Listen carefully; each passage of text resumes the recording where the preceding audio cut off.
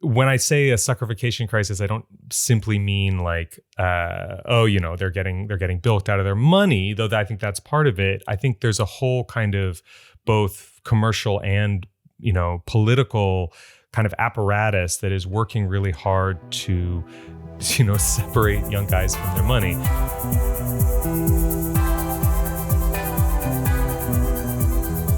I'm Charlie Warzel, and this is Galaxy Brain. A few weeks ago on this podcast, the journalist Pablo Torre told me this. It feels like, we're living at a time in which lots of young people were promised things. They were not delivered, perhaps because of the generations that continued to wield power in our government, economy, et cetera, the boomers. And the way to like chutes and ladders your way to the American dream is gambling on shit. And in that casino premise, I think you just see, again, a through line across all these sectors of American life now, sports being one that has so naturally taken to it because, my gosh, here's an unlimited menu. I mean, literally. Today, we're going to explore another part of that unlimited menu of gambling and the casinoification of the American economy: prediction markets. Chances are you've been hearing a lot about prediction markets lately. At their core, prediction markets are online spaces where people can place wagers on the outcome of events. They share similarities with sportsbooks, except unlike a traditional bet at a casino, your wager is a futures contract, the value of which fluctuates based on the market value of the outcome of any given event. Right now, people use the markets to bet on sports, events like the Oscars, whether Elon Musk will tweet a specific number of times in a given month, or about the outcome of an election. The top platforms now for prediction markets collectively report several $1 billion worth of weekly trading volume. Kalshi, one of the biggest prediction markets in this space, announced this month that it raised $1 billion from many of Silicon Valley's biggest venture capital firms. Recently, CNN announced it was partnering with Kalshi to integrate the company's prediction market data into news coverage. The company's CEO, Tarek Mansour, has big ambitions. At a conference in October, he said this about Kalshi's future. The long-term vision is to financialize everything and create a tradable asset out of any difference in opinion. Financialize everything. That's essentially the quiet part out loud. That is the blueprint for the actual casinoification of the world, brought to you by one of the more ascendant companies that's moving everything towards gambling. So what's really going on here? How do prediction markets work? Is there some truth to what boosters allege, that people putting their money where their mouths are is actually a good way to tap into the wisdom of crowds? Or is this just a dystopian development, an example of the companies preying on a society with a burgeoning gambling addiction? Today I'm joined by Max Read, author of the great Substack Read Max. Read covers culture and power on the internet and has this really intuitive understanding of platforms and people. Recently, he wrote a great piece titled Prediction Markets and the Suckerification Crisis. Max and I talk about where all this is going and why everyone is gambling and no one is happy. Now, my conversation with Max Read. Max Read, welcome to Galaxy Brain. Thanks for having me, Charlie. Yeah. So we're going to talk about prediction markets, hopefully come up with some grand theory as to why they are ascendant and why everything feels a little bit broken. But I want to just first, what are they for the normies out there who aren't, using them? Like, how would you describe them? How are they different from, straight up gambling or like a sports book? Yeah. I described them, the first time I wrote about them, I described them as sports books that allowed you to place wagers on non-sports events. But I think the extra sort of bit that's important to understand about them, because in the end of the day, that is what they are, and it's the way a lot of people use them. And I should note, by the way, that when I say they're sports books that allow you to place bets on non-sporting events, many of them are actually also sports books. Kalshi in particular allows you to place wagers on games. But what they do is really emphasize the wager as a security that you can purchase and sell the way you would a share on the stock market, say. So, if you believed, say, that there would be a Democratic sweep across New Jersey, Virginia, and New York City back in November, you could have bought shares, or you could have bet on that outcome for, you know, what it like 30, like they'll do it as prices, right? You bet it, you wager 30 cents for the return of $1, right? So you could buy the shares at 30 cents, you buy 10 shares at 30 cents, you get $10 back if that comes off. Now, I mentioned 30 cents, say, because, you know, a couple weeks, I'm not sure if that's the exact price, but a couple weeks before this election, it was kind of unclear what Democrats' chances were going to be in any of these elections. There's a lot of polls coming out saying that Mikey Sherrill in New Jersey was running dangerously sort of close in the race against, I can't even remember the name of her opponent at this point.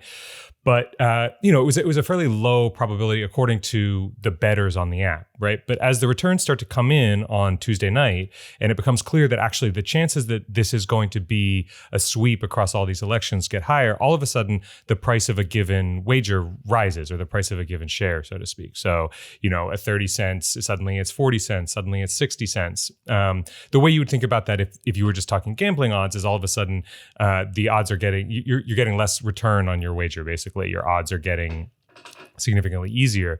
And you could have, say, if you had, let me give a slightly different example of election. So recently in Tennessee, this woman, Afton Bean, was running for a congressional seat, and she was absolutely not the favorite. It's like a, you know, it was a Trump plus 30, you know, congressional district or whatever.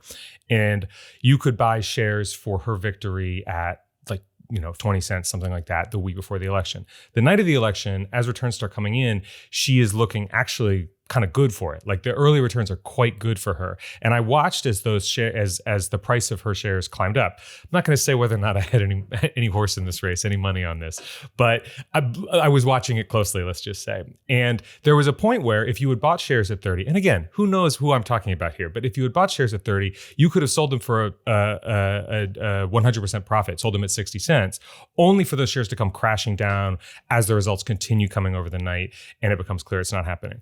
So sorry, this is a sort of complicated explanation, but I think it's useful to understand like how you use it, right? That when you go on these sites, what you're doing is you're doing this kind of thing that's kind of a hybrid, like stock market, day trading activity and a betting activity. And I do think it's worth saying, as much as they emphasize the sort of security quality of these wagers, you can do this at a sportsbook too, right? That odds will change at a sportsbook depending on who's taking which side of the bet. And you can cash out. Most sportsbook will allow you to cash out various times, you know, after you've placed your wager. And if the odds of the wager have changed in between the period where you placed your wager and you're cashing out, you could make a small profit just from cashing out, right? That if you wager that a team is going to win, and then, you know, you could cash out with 5 minutes to go and they're up by 20 points, you're not going to get as much as you would if you saw the whole thing out, but you can cash out at a fairly high profit. So in that sense, you know, it's sort of another way of looking at, or another way of thinking about gambling that emphasizes the sort of up and down nature of odds. And I think that's how most people kind of approach it when they're on the site, you know, placing these wagers, is they're thinking about it like betting. But I think it's also important to understand why they have become so ubiquitous in media, is that why they are exciting to a lot of economists and libertarians, especially libertarian economists, especially, is that they offer a kind of semi-accurate, accurate depending on the liquidity of the market, accurate depending on the size of the market, accurate picture of what you might think of as the conventional wisdom, right? That it's sort of like, because there's all these people collectively saying how like placing their own odds, so to speak, on a given outcome, wagering their own actual money, so they have skin in the game. So nobody's doing this just as for propaganda purposes or whatever. You can say conventional wisdom has the chances of this event happening at, you know, 50%, 30%, whatever. Now, these markets are still fairly small, and many of them are not very liquid at all. So it's not like there's millions of people betting a couple bucks at a time to make them, you know, as sort of accurate as possible. You'll have a couple whales who are placing large wagers, which which makes them, is sort of interesting in what they tell you, because it's not saying necessarily the conventional wisdom. It's like the conventional wisdom according to the kind of person who places a bet on this kind of a thing. But I think that's the other, like that's the other side of it, the user side, the media side, the sort of philosophical side of this is prediction markets allow us to start to look at the future in this way that allows us to set probabilities about things. I'm curious what you make of the wisdom of crowds bit, because this is the part of me that like stops and feels a little insane sometimes with this, because I think about like this is essentially a meta game, right? Where you have this system that produces outcomes and incentives for certain outcomes that arise in it, and you wrap that system in an apparatus that is also concerned with influencing those outcomes. It's this like second order thing, right? Like you have with like poker, where good poker players can technically predict the outcome of hands, but that is also influencing the outcomes of the games. Like it just feels to me like what you're doing is prediction markets aren't what people think will happen. It's what people think other people think will happen, right? Like so it feels to me like it's confusing. I do think there's a use for that. Like you could come up with reasons, and from a financial sort of market perspective, one way of thinking about it is that these are effectively tools, instruments for hedging, right? That you have a sense of, you think something's going to happen, but you also want to place some wagers on the side in case it doesn't happen to limit your losses.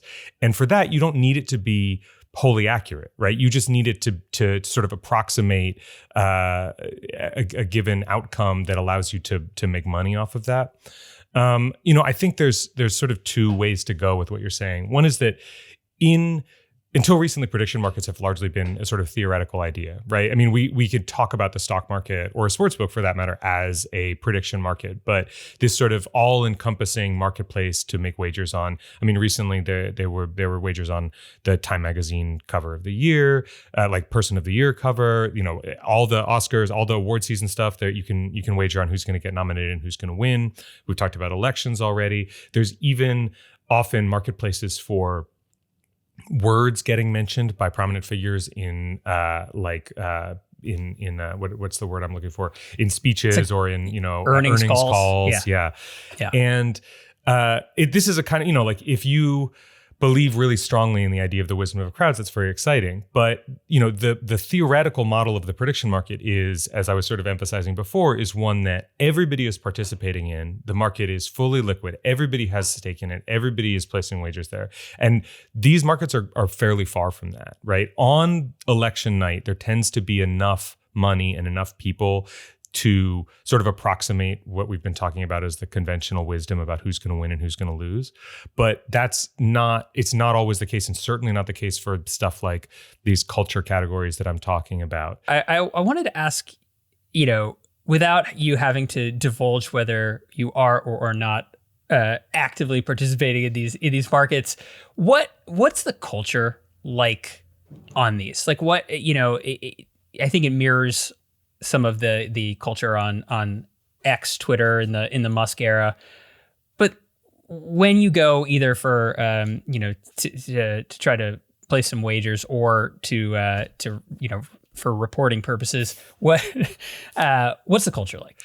So I can talk about the culture in the comment sections, which I wouldn't want to suggest is wholly reflective of the culture of these places in general. And I think there is a wide range. There is smart money. There are sharps out there who are running programs and bots to identify like especially on an election night, you'll get guys who are pulling results, all doing this automated, like basically like HFT, like high frequency traders, pulling results from the New York Times or Decision Desk or whoever, and changing and like immediately placing orders on shares to take advantage of that with like you don't have to do it in the milliseconds the way you do on Wall Street, but you can do it if you just do it in a couple, like just a lag of a couple seconds will still, make it advantageous. And you have people who are quite good at like, for example, the Time magazine cover leaked before it was announced, and a bunch of people made a tidy little profit because it took a while for the market to catch up. I say that just to say that there are smart people, just as a to be sure thing,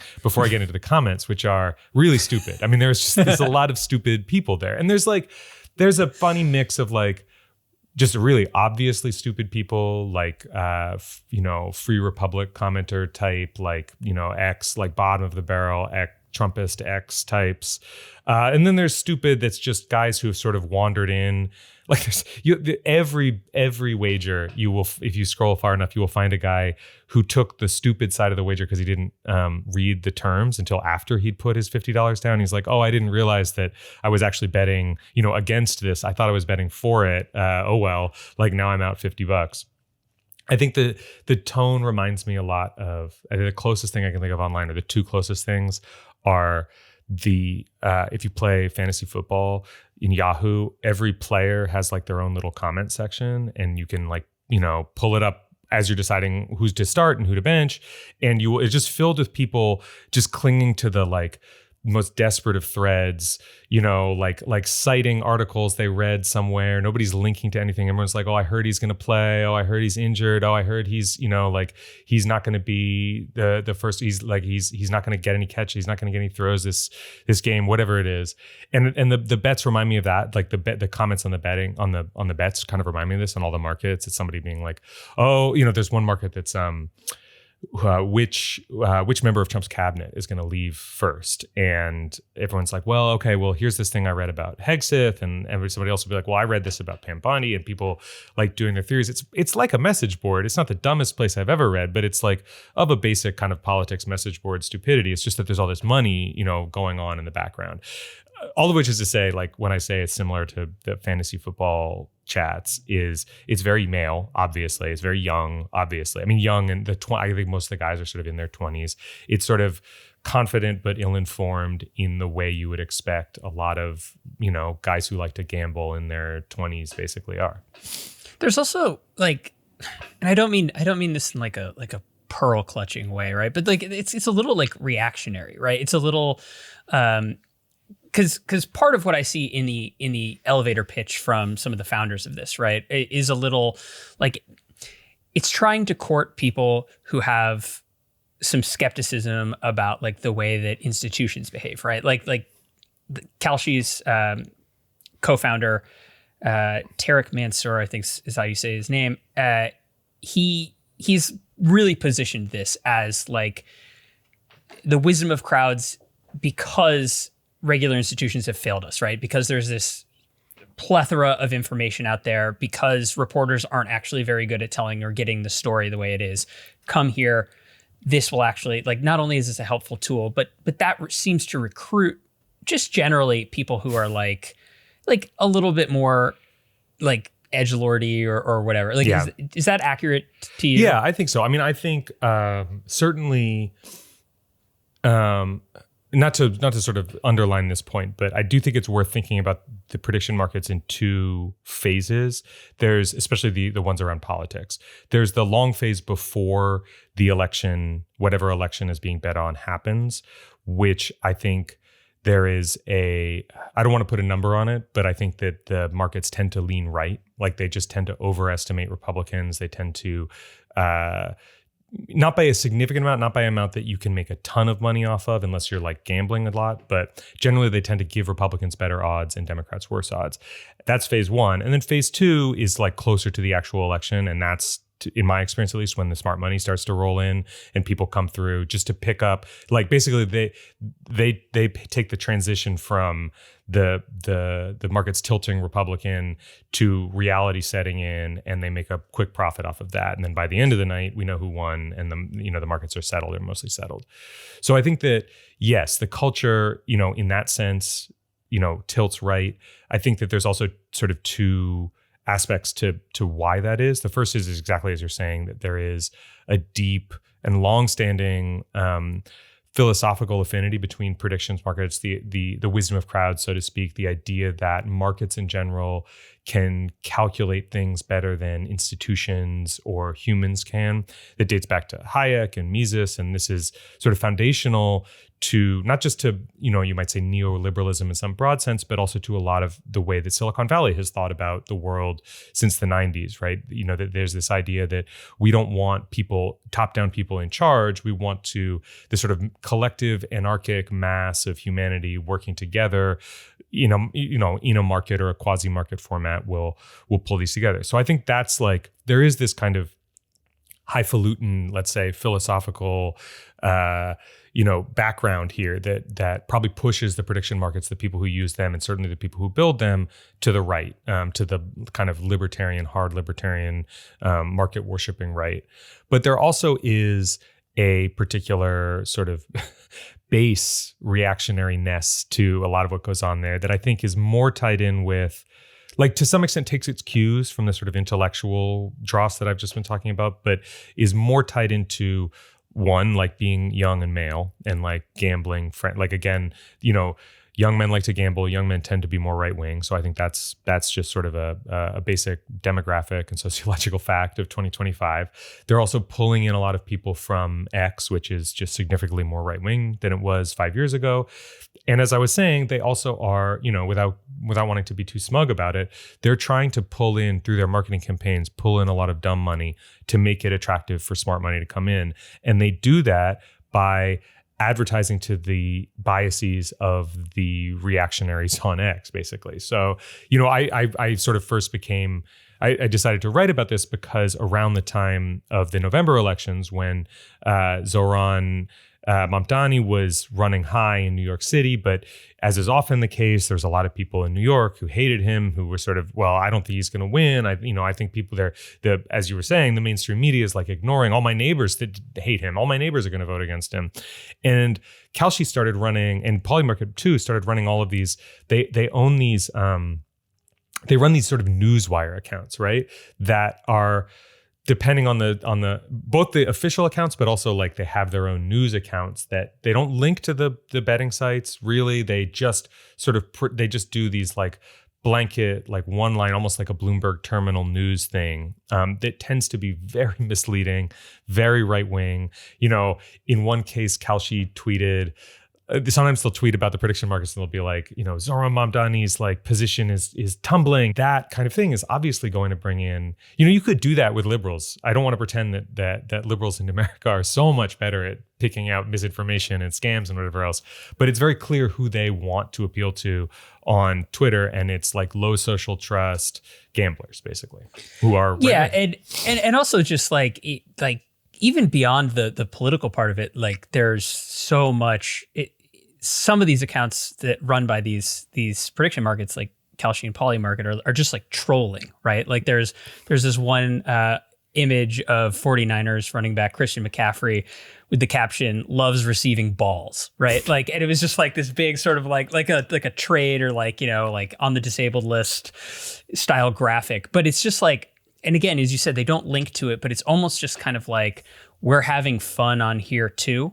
Yeah. Why don't you come have fun on our place and go, take advantage of this. But you talk about this dumb money, and you described it in this great Substack post that we'll link to as the part of the male suckerification crisis. And Can you elaborate a little more on that? I think that's sort of your corollary to the male loneliness crisis therein. But yeah, what are you saying here?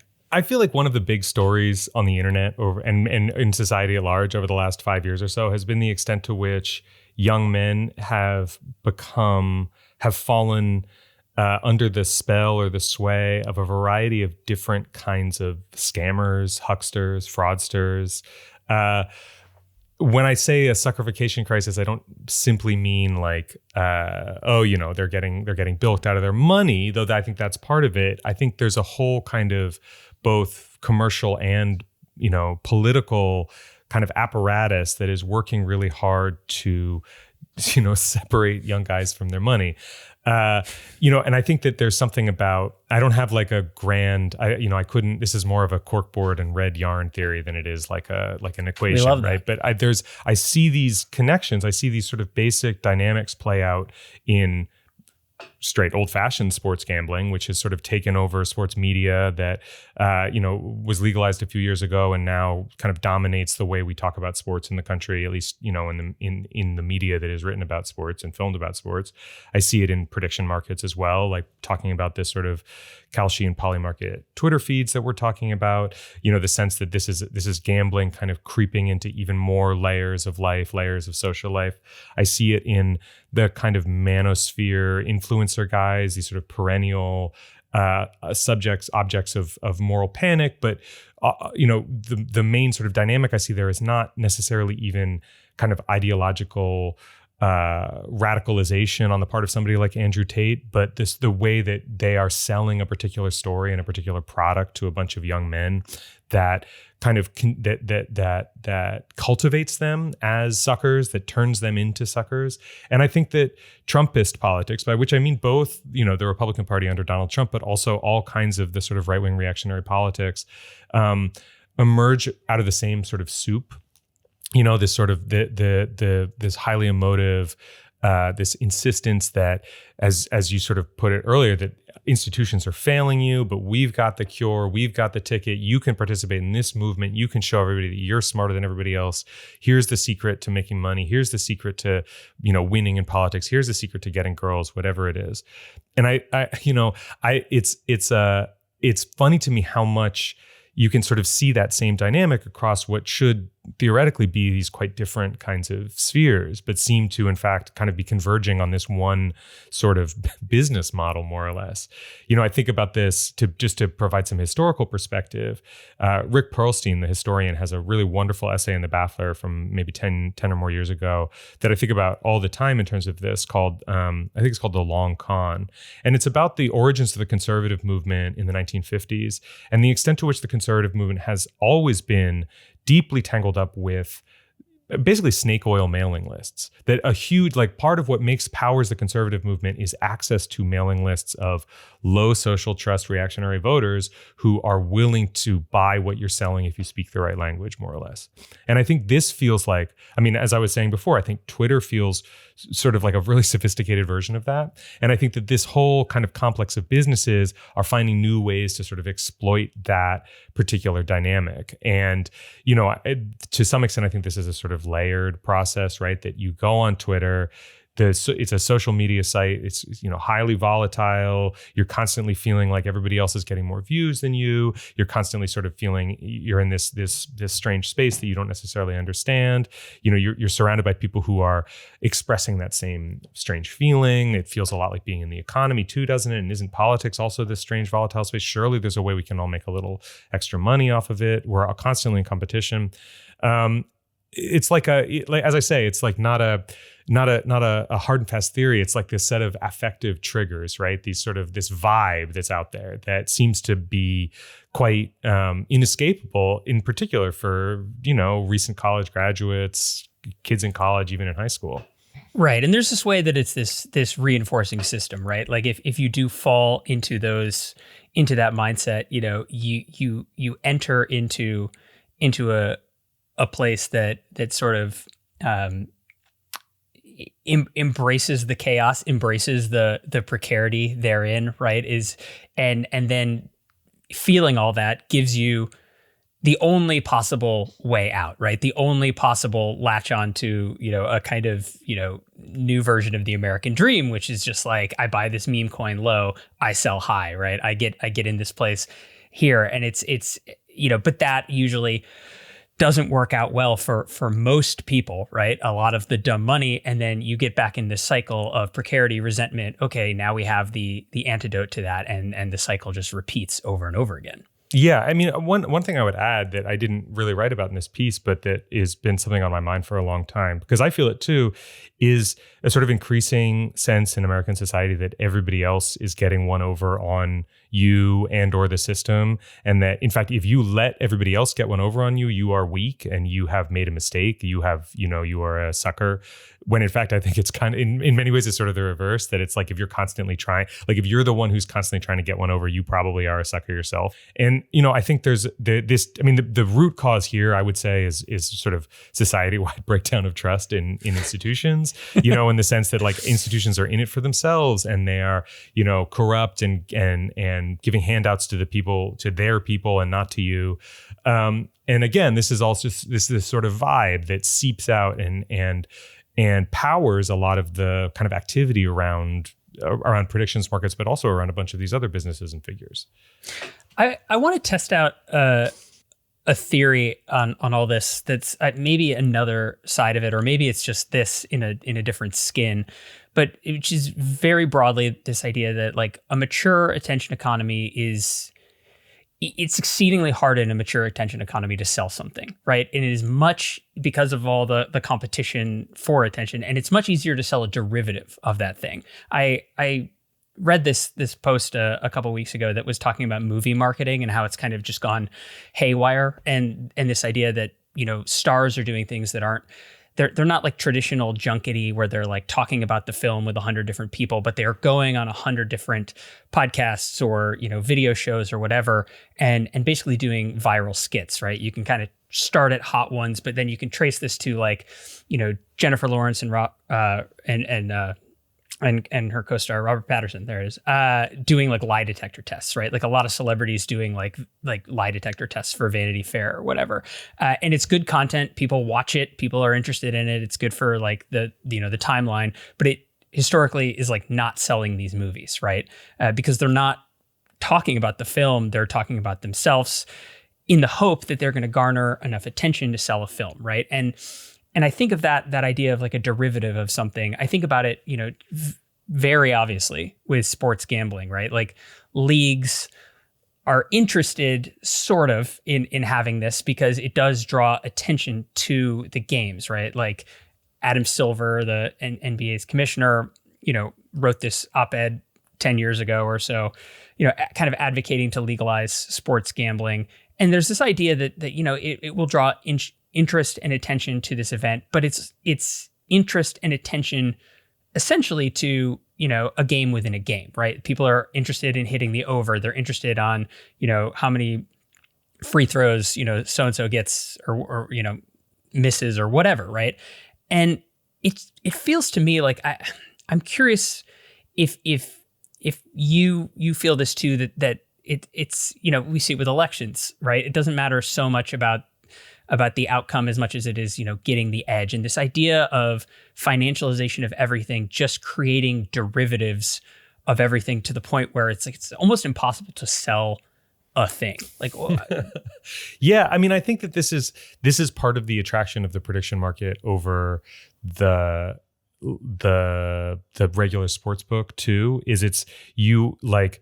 It's not just, to me, I guess it's not just derivatives, it's securitization, and that you create this object that you can sell and resell at whatever, I don't want to like drive the metaphor off a cliff or whatever, but one of the interesting things about those viral videos of, say, Pattinson and Jennifer Lawrence doing the lie detector test, as you say, like, probably not very useful for marketing the movie, but that video is now useful to Vanity Fair or whoever it was that filmed it, and will be useful to them for 10 years because those are going to be famous people that people want to see for 10 years. Lord knows there's no time limit for anything on the internet. You now have this thing that just kind of exists in the world. And I think that there's a real difficulty to sort of like to find ways to as you put it, to like have those derivatives to maintain their relationship to like the bigger project that's supposed to be pushing forward. The other thing I would say, the sports thing that what you were saying about sports makes me think is that part of this is about media in general, right? That it's increasingly difficult to figure out how to pay for the media that exists and that we think of presumably as sort of integral to democracy, to our liberal democratic system.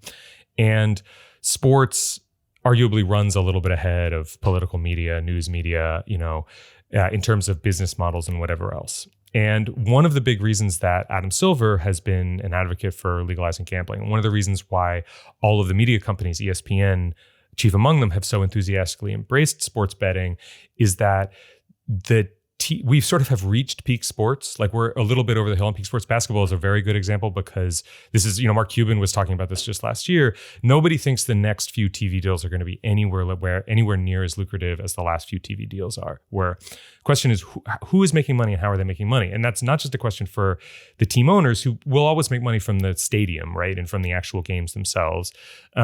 But how is ESPN going to make money? And the answer right now seems to be gambling. Like, we're going to take gambling sponsorships. We're going to talk about gambling all the time.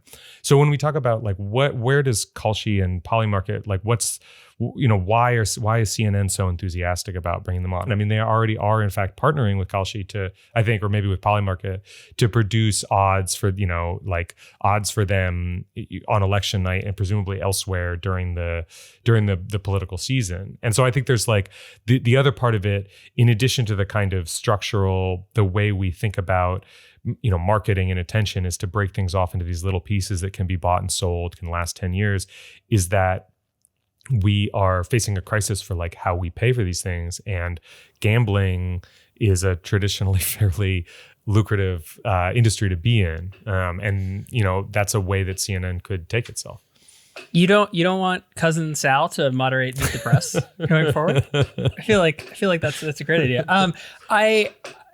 The partnership is between Kalshi and CNN, Yeah, and I think you're absolutely right about the paying for it part of it, which is obviously the most important part. I also think that it is too, like, there is this attentional quality that like injects a little bit of. I'm trying to think about this. It feels so dystopian having I think CNN's Harry Enton, the polling guy, is going to be the one who's going to be doing the big board and looking through the Kalshi odds is what they've said. And it feels a little dystopian to have that partnership, but also it injects, I think, for them, trying to rationalize it in some way, like some excitement into something that I feel like when you said we've reached peak sports, a while back, like we've reached peak politics too, right? Yeah. Like we are well beyond peak politics, where everyone is just sort of like ground down by, how this works, but also kind of, strangely, like terminally addicted to it at the same time. Yeah. Like you can't quit it, but there's nothing in it, and this is sort of,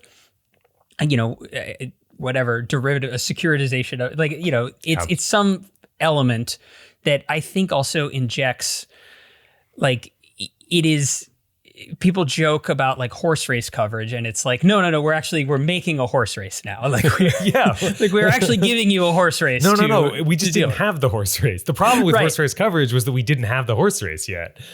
Right. I feel like that is exactly it. I mean, do you, our mutual friend, and fellow tech writer John Herman wrote a thing for the Neiman Labs year-end predictions here for 2026 that the media will become addicted to gambling, follow the path of sports media. It's very smart. Do you feel like this is just going to get worse? Like, where do you see this all moving? Is it just increasingly lawless? Like, we're just gonna,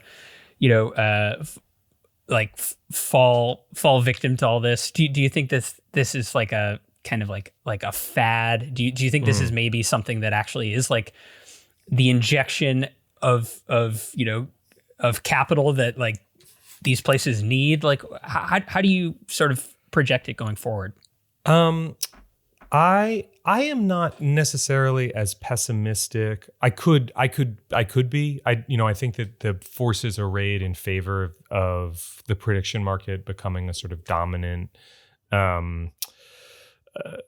means by which we interpret and understand the world around us. Like, there's a lot of money behind that, and there's a lot of powerful sort of philosophical and political ideas that want to see something like this, take a larger role in society. And the truth is, like, in addition to, I don't even mean to make it sound that sinister. Like, from a from a banker's point of view, a stock trader's point of view, like having all these extra hedging instruments is useful. From the point of view of CNN on election night, setting aside as, the sort of question of how much gambling is going to dominate CNN, like the prediction markets give us something to talk about that is not that different in terms of its relationship to reality from polls, say. So all this stuff is like, the money, the philosophy, the use, all that stuff is lined up in a way that gives prediction markets, I think, a big sort of runway to find themselves to become more and more prominent and to intermediate more sort of areas of life. That being said, we've seen since 2022 is when I think sports gambling was legalized in New York. We've seen how much sports gambling has taken over sports media, how much sports betting has sort of become this ubiquitous thing in coverage. But my impression, and I think this bears out in most of the polling that's been done recently, so people actually hate this. Even the young men who are supposed to be the customers don't really like it very much. And I think that same quality is going to be true of prediction markets.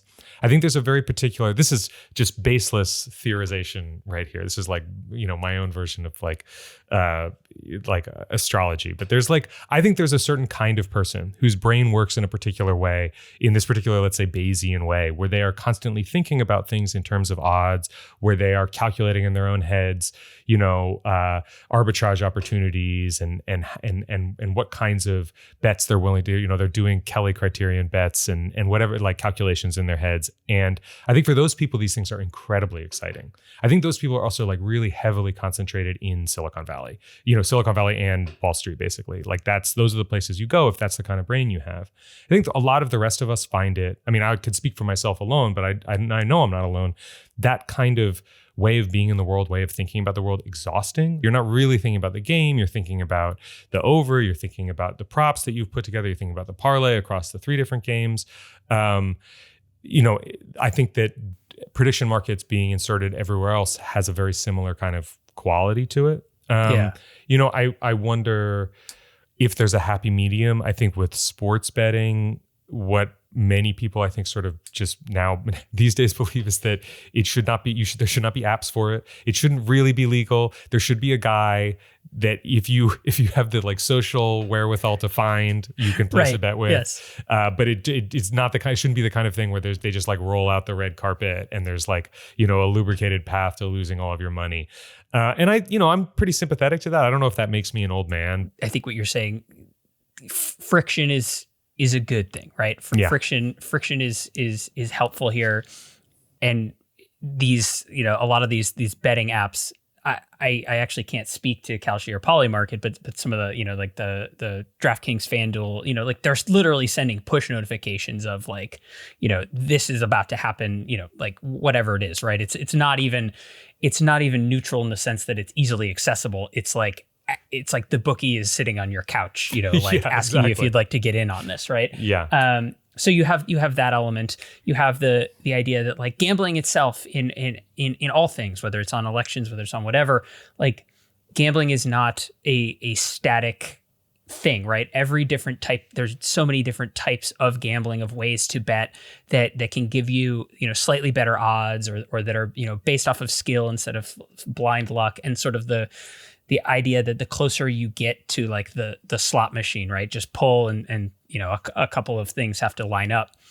That is like, that's the worst, right? That's the worst part of gambling. And that what we are moving towards with this tech-enabled stuff tends to resemble that more than it resembles, say betting on, who's going to win in a golf match with, your friends or whatever. And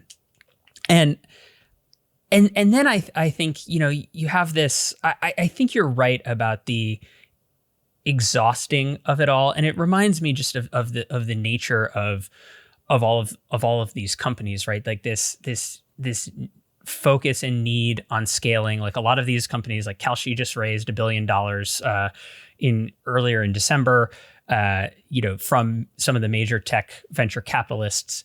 They're obviously going to need to scale. Their CEO said now infamously, the goal is to financialize every single difference of opinion in the world, which, as you put, is like patently the most exhausting thing you could imagine. Like no disagreement goes unmonetized is like just end it all now. I think unlike you, I do feel like it's a little sinister, like listening to you talk about, you know, the relationship of the risk, the volatility, you know, the gambling, the you know, the sort of reactionary poking and prodding and trolling on X to get you in the funnel to put you into this precarious situation. All of that to me actually feels like it is bad, and that feels dominant to me over the like this is a really great way to like, you know, get a bird's eye view of I probably am being too kind. Like I do, it is sinister. Like, and I think that it's bad in an absolute sense. But I am also, but like I feel like it's good to be conscious of the uses that it has and like the kinds of forces that are like arrayed in its favor. And that it's not just a sort of it's not a cash grab, and it's not a kind of necessarily like a pure philosophical dispute, that there are like serious institutions for whom this represents a windfall or a new method of doing what they do.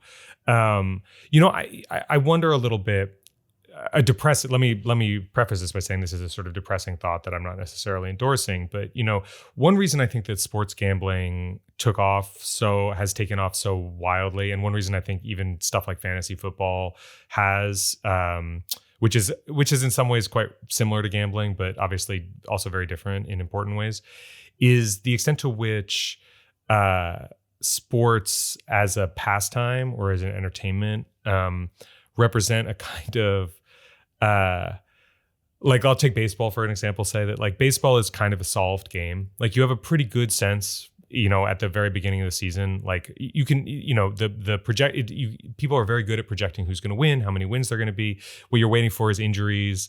And then, you know, the playoffs is it's not luck, but it's basically luck. I say that, you know, it's probably the greatest World Series of my lifetime this past year. Yeah, it's pretty good. But one thing that I think that gambling allows us to do in a world where, or in a world in like the NBA, when like, you know, whatever, a third of regular season games, most of the stars just flat out aren't playing, which I know that the NBA hates, but is also exactly what you need to do, because that's a problem that has now been solved by resting people. You know, what you find yourself wanting to get the sense of, volatility, the sense of unexpected delight and whatever else, gambling becomes the way you get out of sports what feels harder and harder to get as more and more money gets applied to like figuring out the secrets to winning each one of these. I'm not sure what the exact the way to apply that as a metaphor to the rest of the world out there. But I think that part of what the attraction here too is taking things that have been they've been optimized to hell, like whatever it is, you know, that things that no longer give you the same kind of frisson of enjoyment because you know what to expect from them at all times. And the gambling, you know, the prediction market, the gambling, the wagers, they give you that little extra burst of, you know, dopamine, energy, enjoyment, excitement, because all of a sudden you're attaching some money to something that isn't necessarily even the main point of the game. And I think that's like, to me, that's depressing, because it's like, I don't know. I like, partly because I'm sympathetic to it, right? I'm like sympathetic to that desire to try and find the same kind of enjoyment, but also because that's the thing that I think hooks people more than the sort of sense that, oh, I can find the edge by doing my calculations in my head, and every dispute is going to be financialized and we're going to figure that out. It's more like, I just want to take a little risk somewhere, like a fairly safe risk, just to give myself, just to feel something. To feel something. The thing that makes me think about with sports, especially like, you know, especially in baseball, where like we're about to go into a year from now, these, you know, major like contract, like labor disputes, right? With the unions is this like this inequality, right? Like there is this fundamental inequality in baseball between the haves and the have-nots, and the, you know, the big market teams and the, you know, the Cincinnati Reds, or like, you know, what have you. And in that, like, you do have that situation as often in a fan base, right? Of like, okay, well, you know, if we make the playoffs, we're going to get, you know, absolutely destroyed in the first round. And like, that's that. And that's a good year. And that's, you know, enjoy the ride, right? But it's like getting something else there. And then when I try to think of like, does that apply broadly out like to politics? Like, of course, maybe not exactly, right? It's not like a total inequality thing, but it is this sort of like, this feeling like the system isn't going to move, right? Like there's like, it's sclerotic in this way. Like you're not going to get a candidate that's just going to come out of nowhere unless you have, you know, these instances like Mamdani. And this look at how much energy. I mean, look at how much energy. I mean, even Kamala Harris's emergence, you know, in 18 hours as the Democratic nominee after Biden had that burst of energy because it was such an unexpected historical event. Even if she was, you know, like not the most exciting candidate to young people in the world or whatever, even if she was the sort of exactly who you would have expect, the unexpectedness about it gave that extra bit of energy. To your point, I think. I think that is such a good way to frame all of this. Is this like in a world that's feeling like a little bit locked, right? Where whatever everything seems a little locked. Like this is injecting a kind of chaos that I mean, I think that's real. Well, the other thing, I mean, and I would say two things on top of that. One is like, I think that's also part of just to reconnect some of the stuff we were talking about before. I think that's part of it's relatively similar to some of the appeal of social networks, which have a volatility to them. And I think that one of the reasons that, you know, Twitter is less and Facebook too are less and less, and Instagram even become less and less interesting to people is probably because they become sort of solved games, and there is like, you know, what does well in the algorithm, you know what does well in things. It's much harder to have that pop of like, I you know, the thing that you get really early on in a social network is always like, I've never seen something like this before. This is so weird. This kind of person. You could still sort of find it there, but that like volatility, it's there in a certain limited way, but not in the same way. The other thing I would say is that this feeling we're talking about, like part of I think what's at stake is a sense that there's very little to surprise us anymore. And this is, again, a sort of a vibe more than it is a fact, but there is this vibe of like, everything's optimized to hell. Everybody is for the most part acts really cautious in the given settings, the domains in which they're playing. It's hard to find surprise. Gambling at least gives us some level of, you know, allows us to feel something, as we put it. But what prediction market effectively do, like over the long term, is even eliminate that from gambling. Because what you're doing, like once the market is big enough, once enough people are betting, all of a sudden all the surprises are kind of gone, except for like weather events, right? It's like the last thing that you could bet on, where there's possibly there won't be rain, despite the 90% chance forecast the next day. And I think that's a sort of like it's self-defeating, I suppose. I don't like, that's a science fiction story more than it is something that we really have to worry about at this point. But it is funny that there's like, I think that ultimately the point of the prediction market is to like reassert the primacy of like locked in predictions, even if the current sort of what makes it interesting right now is the enjoyment of risk and novelty and surprise. I love the idea that eventually that the prediction market eats its own young at the end of it. I think that's a great place to leave it. Max Read, thank you so much for coming on Galaxy Brain. Yeah, it was absolutely my pleasure. Thanks for this great conversation, Charlie. That's it for us here. Thank you again to my guest, Max Read. If you liked what you saw here, new episodes of Galaxy Brain drop every Friday. You can subscribe to The Atlantic's YouTube channel, or on Apple or Spotify or wherever you get your podcasts. And if you enjoyed this, remember, you can support our work and the work of all the journalists at The Atlantic by subscribing to the publication at theatlantic.com/listener. That's theatlantic.com/listener. Thanks so much. I'll see you on the internet.